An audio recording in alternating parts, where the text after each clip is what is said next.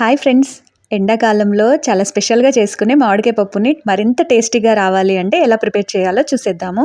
ఇలా వేడి అన్నంలో నెయ్యి వేసుకొని తింటే సూపర్ కదండీ! మామిడికాయని పులుపుని బట్టి అడ్జస్ట్ చేసుకోవాలండి. పెద్దదైతే సగం సరిపోతది. ఒక కప్పు నిండుగా కందిపప్పుని తీసుకొని కుక్కర్‌లో వేసుకొని 2, 3 సార్లు శుభ్రంగా కడిగేసి ఒక కప్పుకి 3 కప్పుల వాటర్‌ని వేసుకొని కారానికి సరిపడా పచ్చిమిరపకాయలు, ఒక ఉల్లిపాయ, మామిడికాయ ముక్కలు, వెల్లుల్లిపాయలు, కరివేపాకు, ఉప్పు, పసుపు, కొద్దిగా జీలకర్ర, మెంతుల్ని వేసుకొని 2, 3 విజిల్లొచ్చేంత వరకు మీడియం ఫ్లేమ్‌లో ఉడికించుకోవాలి. మిరపకాయలు ఇలానే వేయడం వల్ల పిల్లలకి కారంగా ఉండదు. మనం తినేప్పుడు ఈ మిరపకాయలు నంచుకొని తింటుంటే సూపర్‌గా ఉంటదండి. ఇప్పుడు ఇందులోకి ఉడికిన తర్వాత కొన్ని వాటర్‌ని యాడ్ చేసుకోవాలి.